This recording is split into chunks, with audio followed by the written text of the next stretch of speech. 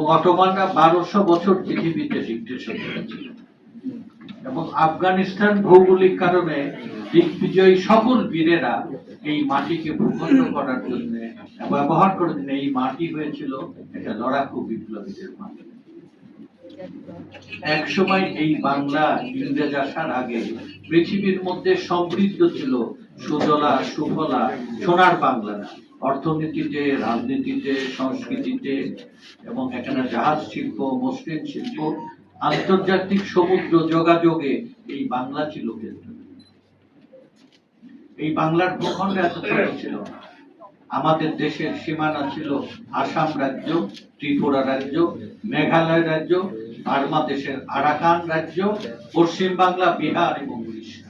এই বেঙ্গল প্রেসিডেন্সিতে বাঙালিদেরকে, এই জনপদের মানুষকে বলা হতো Bengal sting today whole India will sting tomorrow. পৃথিবীতে এই বাংলাদেশের যে সমৃদ্ধি, সেই সমৃদ্ধি ইংরেজ আসার আগে এক, আসার পরে আমাদের যে হতশ্রী অবস্থা, দুর্ভাগা, দুর্গতি, আজকে জলোচ্ছ্বাসের, আজকে ক্ষুধা দারিদ্রতার দেশ, এই দেশ এমন ছিল না।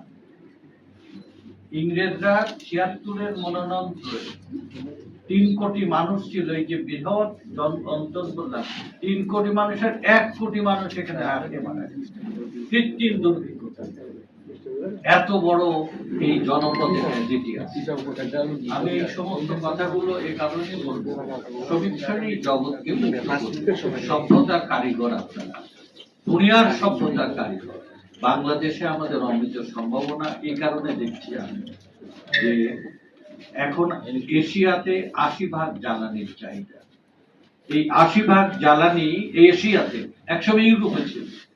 এই সমস্ত চাহিদা প্রাকৃতিক কারণে, ভৌগোলিক কারণে, নিয়ন্ত্রণের একটা পরিবর্তনের, দিক পরিবর্তনের কারণে এখন সমস্ত জীবাশ্ম জ্বালানির চাহিদা। আর এশিয়াতে সমস্ত জ্বালানি সরবরাহ হবে, পরিবহন হবে, তার গেট হয়ে হচ্ছে বে অফ বেঙ্গল, যা বাংলাদেশের সীমা। বাংলাদেশের গুরুত্ব দুনিয়ার সব জায়গায় এখন বেড়ে গেছে। এক, আমাদের প্রতিবেশী কিছু না দিয়ে, কানমালা দিয়ে কর্তৃত্ব করা ইন্ডিয়ার আর মাতব্বরি এককভাবে এই ভূখণ্ডের উপরে করার আর কোনো বাংলাদেশের সাথে এখন সরাসরি সোভিয়েত রাশিয়া বন্ধুত্ব করতে চায়, মহাচীন বন্ধুত্ব করতে চায়। এখনকার মানে দুনিয়ার নিয়ন্ত্রণকারী শক্তি আমেরিকা বন্ধুত্ব করতে চায় সরাসরি। এও না ও না, আমি তোমার সাথে বেশি দামে বন্ধুত্ব করতে চাই। ইউরোপ বন্ধুত্ব করতে চাই। মুসলিম বিশ্ব, ইরান, তুরস্ক, পাকিস্তান এবং সৌদি আরব সহ সবাই পৃথক পৃথক ভাবে এই ভূখণ্ডের সাথে এর ক্ষমতায় সম্পৃক্ত। আপনার পণ্য যখন আপনি হাটে নিয়ে যান, কেউ দাম না করে ফেলে আসতে হবে। যখন আপনার পণ্য দাম করে, তখন আপনি বার্গেনিং, পারচেসিং ক্যাপাসিটি বেড়ে যায়। বাংলাদেশের এই সময় আমরা ২০ কোটি মানুষের এই দেশে ৭.৫ কোটি, আমরা এই ৭.৫ কোটি শ্রমিক, পাকিস্তানের ৭০ এবং ৭১-এর যে লড়াইয়ের টার্নিং পয়েন্টে ৭.৫ কোটি বাঙালি এটা দিক নির্দেশনা দিয়ে ৭.৫ কোটি শ্রমিক শ্রেণী বাংলাদেশের আগামীতে আমি কোনটাই গল্প আকারে উন্মোদনা তৈরি করার জন্য বলছি না।